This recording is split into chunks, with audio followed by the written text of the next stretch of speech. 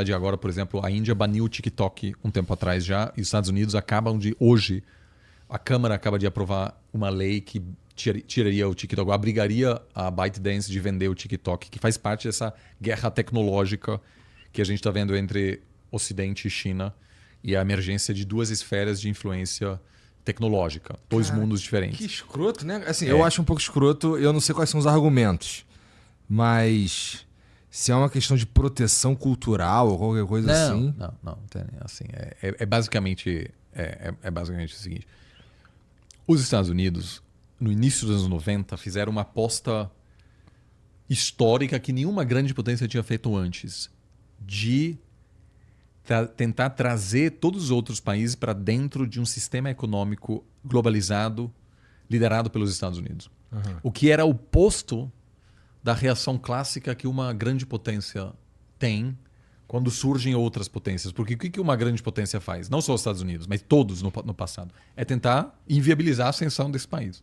E os Estados Unidos fez isso com a Alemanha imperial na Primeira Guerra Mundial, com o Japão imperial na Segunda Guerra Mundial, com a Alemanha nazista e com a União Soviética. Ou seja, você vê lá uma potência em ascensão, você tenta impor sanções e, em última instância, você vai derrotar essa potência para evitar que ela te ataque no futuro. Foi por isso que os Estados Unidos ficaram do lado francês e britânico na Segunda Guerra Mundial. Por quê?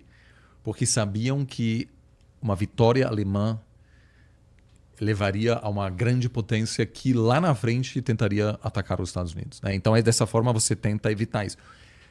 Depois do fim da Guerra Fria, os Estados Unidos ativamente facilitaram a ascensão chinesa, porque isso gerou vantagens econômicas para os Estados Unidos, mas também porque naquela época achavam que realmente que o desenvolvimento econômico, a integração econômica levaria a um processo de democratização da China e que a China poderia se transformar num aliado dos Estados Unidos.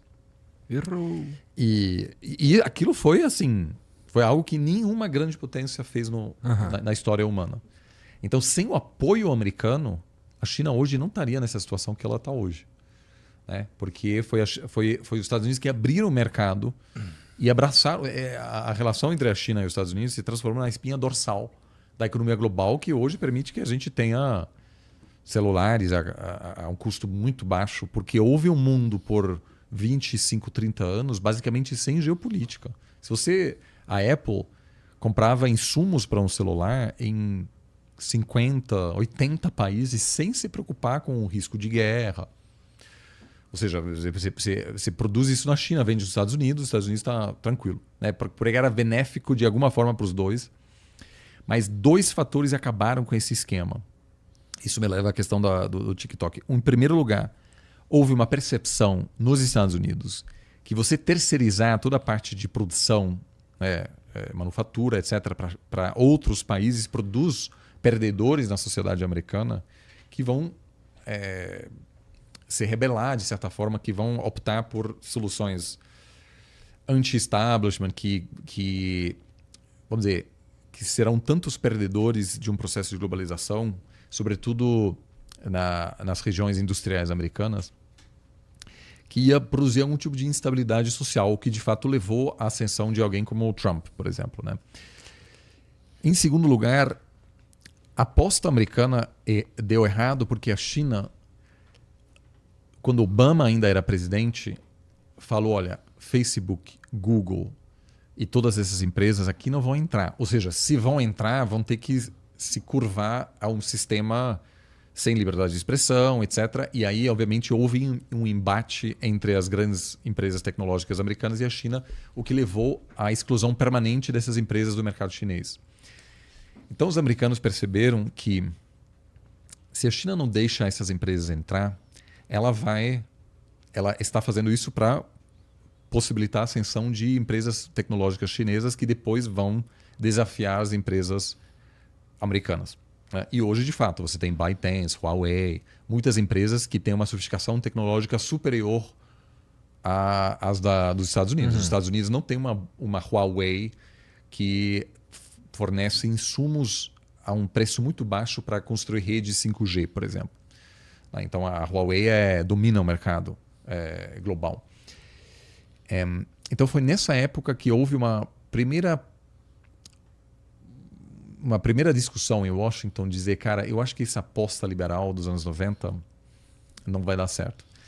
E aí criou-se pela primeira vez uma percepção de que na área tecnológica, que é visto como a área-chave nesse embate China-Estados Unidos ao longo das próximas décadas, quem controla, quem tem a tecnologia mais sofisticada em inteligência artificial, semicondutores, construção de baterias elétricas para carros. Houve também uma percepção de que a China pode superar os Estados Unidos e não necessariamente a China vai aceitar para sempre a liderança americana, que é natural. Né? Nenhum país vai dizer, não, beleza, vocês comandam apesar da gente ter uma economia muito mais potente. Claro. E aí, isso foi o início do que hoje se chama a cortina digital de ferro, que está surgindo porque semicondutores, inteligência artificial e bateria para carro elétrico vai estar em tudo, cara. Não existe uma... Ou seja, a retórica ainda hoje é que não, vamos fazer negócios, só que algumas áreas a gente vai proteger. Isso não existe, porque o agronegócio brasileiro, por exemplo, é hipertecnológico, porque tem drone vendo lá para, né, se é preciso irrigar certos campos. Ou seja, então a gente está vendo aí aos poucos que em inglês se chama decoupling, né? Ou seja, uma separação da economia americana e chinesa, sobretudo na área tecnológica. A Huawei, por exemplo, é banida nos Estados Unidos. As empresas tecnológicas americanas não têm presença nenhuma na China. E agora a briga é em relação aos terceiros países, como aqui no Brasil. Então, quando o Bolsonaro foi para a Casa Branca para conhecer o Trump falou, cara, se você quer ser amigo dos Estados Unidos, você precisa tirar a Huawei do Brasil. E o Bolsonaro declinou, não fez. Por quê? Porque a elite econômica brasileira não quer topar uma medida que será interpretada como medida hostil por parte de Pequim. Mas a solução brasileira qual vai ser? Vai ter uma rede 5G com Huawei para a população geral e uma rede 5G sem Huawei para o governo em Brasília. E dessa forma o Brasil garante que os Estados Unidos pode continuar compartilhando informações sensíveis sem medo de que, por meio da Huawei, o governo chinês vai roubar essas informações. Então é um caso interessante de como o Brasil, a Índia... É paranoia americana isso daí ou os chineses vão roubar mesmo? Será? Tudo assim. Grande potência com uma sofisticação tecnológica grande, obviamente tem um aparato global de espionagem, etc. Tanto os Estados Unidos quanto a China. E essa paranoia faz parte? Faz. E a gente está de volta na nova Guerra Fria para valer. Ou seja, entre início dos anos 90 e 2012, 15, por aí, muitos países diminuíram sua capacidade de inteligência, por exemplo. Ou seja, reduziram o número de espiões. Agora, assim... Está aumentando muito. Que coisa, cheio. James Bond por aí. Total. Mas então, assim, a decisão dos Estados Unidos em relação ao TikTok, ela é, acima de tudo, uma realidade geopolítica. De dizer, a gente não pode permitir que a rede social dominante, que vamos combinar assim, nós, a gente até somos velhos, a gente usa o Instagram, essas coisas. Mas a geração Z é totalmente... É tudo TikTok. Tudo mais rápido. E exige, assim, a legislação chinesa é ambígua em relação à capacidade do governo chinês interferir nos assuntos internos de empresas. Isso quer dizer o quê? A partir de um determinado tamanho, uma empresa chinesa precisa dar uma cadeira no conselho ao Partido Comunista. E esse é um limite bastante baixo. Isso quer dizer que o Partido Comunista está basicamente presente em todos os grandes conselhos das empresas chinesas hoje. A ByteDance é uma empresa controladora da TikTok. O TikTok não existe na China. Ele só existe fora da China. Existe um outro aplicativo meio parecido, mas que se adequa totalmente à restrição de liberdade de expressão na China. Então, e tem outro nome, TikTok não existe. Então, se você tem uma rede agora, e vamos supor que daqui a 10 anos é a rede social dominante, essa rede pode coletar informações que nem o FBI consegue coletar sobre a sua própria população. Isso não quer dizer que o Facebook ou outras empresas agem de maneira responsável em relação a esses dados. Mas, basicamente, eu não estou defendendo essa decisão. Eu acho inevitável no sentido histórico, vai acontecer de qualquer jeito, mas não acho particularmente inteligente agora. É mais uma questão também eleitoral, porque o único consenso entre os republicanos e democratas é sua postura anti-China. É o único lugar de consenso hoje nos Estados Unidos. Todo mundo odeia a China e há uma competição de quem é mais anti-China. E quem não é anti-China é comunista.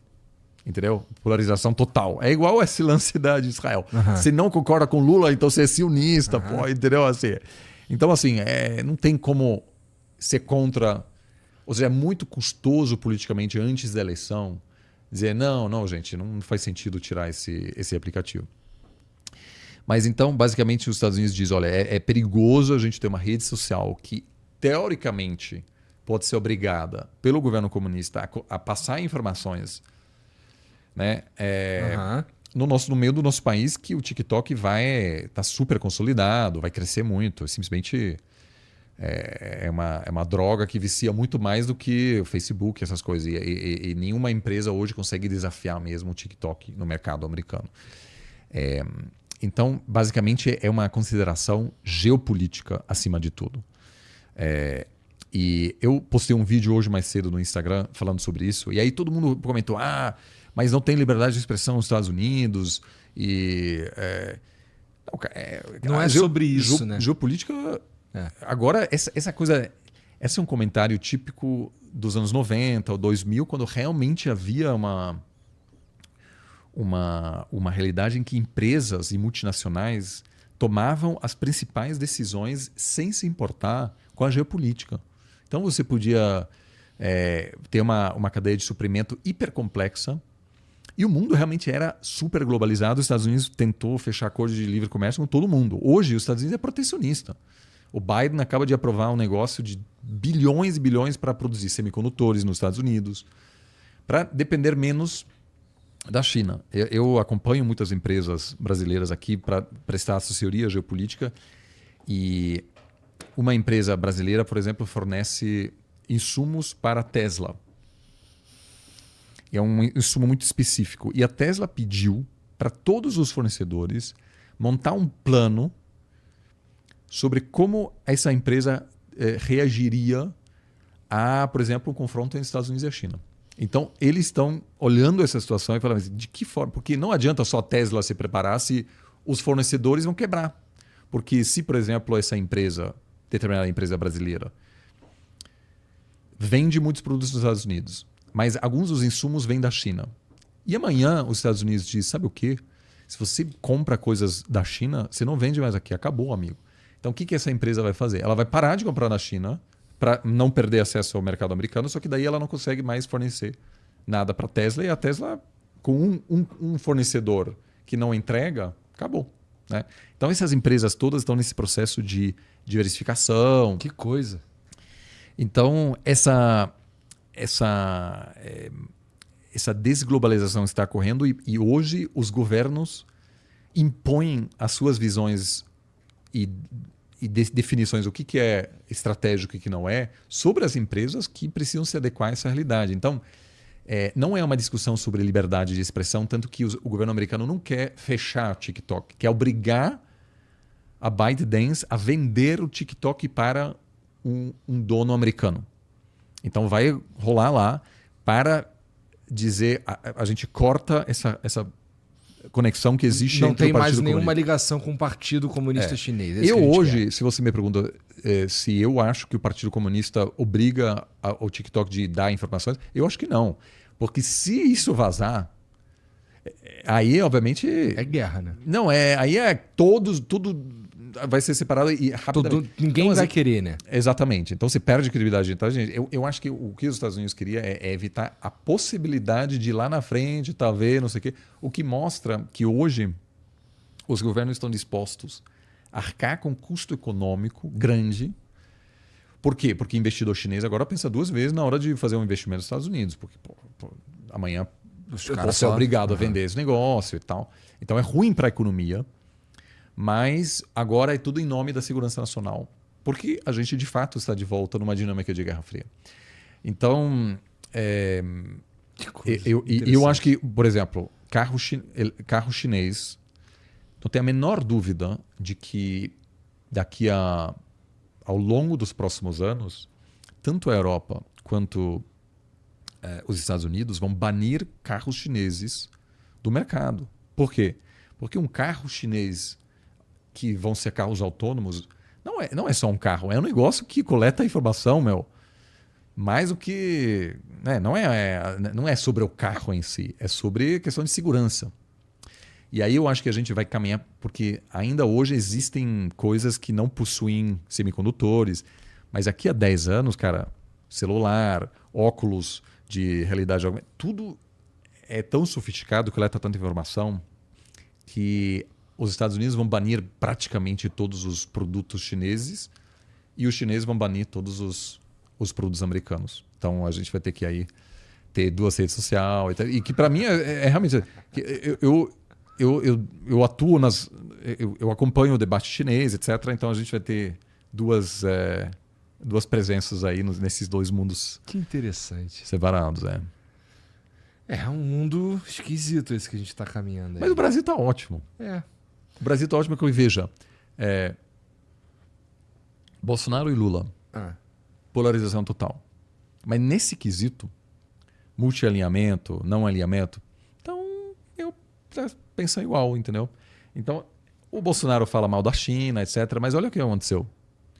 A relação comercial entre China e Brasil aumentou durante toda a presidência do Bolsonaro. Ele fala, você é por Trump, não sei o quê. O Trump pediu 2 coisas por Bolsonaro. Apoio retórico para essa ameaça que ele fez ao Maduro. Não deu. E tirar a Huawei. Também não entregou. Então a relação entre os Estados Unidos e Brasil não melhorou muito, não. Foi uma coisa meio de bromance, né? De tal, mas assim, você vai ver agora Milley, super pró-americano. Não acho que vai ter uma coisa assim, uma transformação da relação, entendeu? Então é mais para animar a galera e tal, uma retórica interna. Mas na hora H, se senta com o agro brasileiro, o agro não quer atrapalhar os chineses, entendeu? Vende tudo para os chineses. Que é muito curioso, porque se você vai para o centro-oeste, é todo mundo bolsonarista. Eu trabalho muito com agro. E o cara fala mal da China. E foi o agro que falou para o Bolsonaro, cara, você pode até falar um pouco mal da China, mas você não pode realmente cortar ou fazer coisa mesmo contra os chineses, porque a gente depende totalmente. Olha, o agro é o coração da economia brasileira, vai ser cada vez mais importante. Então mexer com a China é uma loucura. Entendeu?